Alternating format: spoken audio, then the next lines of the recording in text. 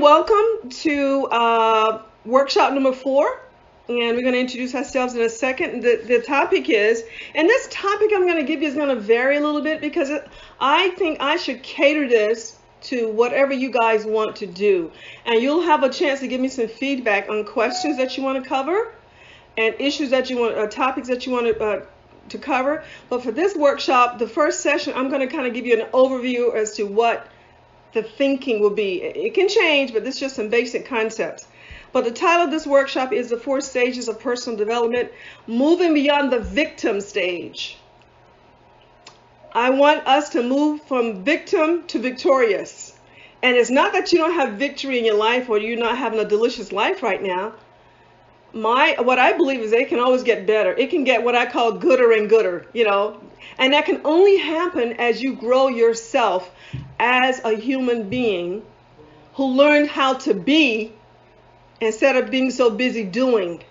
And that's the trap that we get caught in. We start doing, unconsciously doing things that don't add to our values.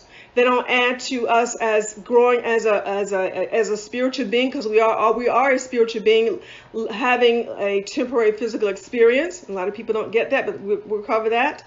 And you came here to do some pretty cool stuff while you're on planet Earth. You might not realize that, but you're not just an accident. You're just not a product of your mother and father getting together having a good time. I mean, if they didn't do that, you wouldn't be here. But you're here for a reason and for a season. Okay, so it's not an accident.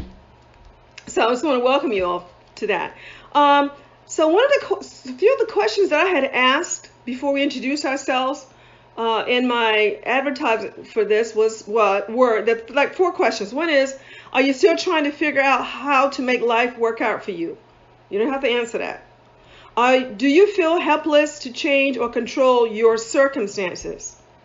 Okay, I'm only going to talk about your circumstances. We're going to get personal in this workshop because this is about personal development, your development, not the next guy or the guy who's not here, but your development. Okay, what's the other saying? Charity starts at home. You got to take care of yourself first, self-care. The third question I asked, do you sometimes feel victimized? And the 4th question is, are you waiting for someone or something to save you? And I like to amend that a little bit by saying, are you waiting for someone or something to change so that you'll have a better time in life? And those are things that, we're going to kind of cover a little bit and talk about. Okay, we have some session goals. This is not in stone. These are just some places I would like to take us if you want to play, if you're open-minded. And I'm going to say that periodically. You must have an open mind to stick to this workshop, because I'm going to go places that you may not recognize. You may feel like you want to push back, and that's okay. I love you anyways. You can push back. You might not agree with the stuff I say. That's okay too. But here's the thing I want you to have in the back of your head. In order for you to go new places and do new things, you need some new information. And this is information for you to think about. You don't have to embrace it. I just want you to think about it. Use your intellectual mind if you want to, because it takes that in the beginning. But there's another part of your thinking that you may not have tapped into, and that's that quiet, intuitive mind, that all-knowing space that's in you, is in everybody, but we may perhaps have not developed that much or nurtured that, or it's been buried under life circumstances and situations.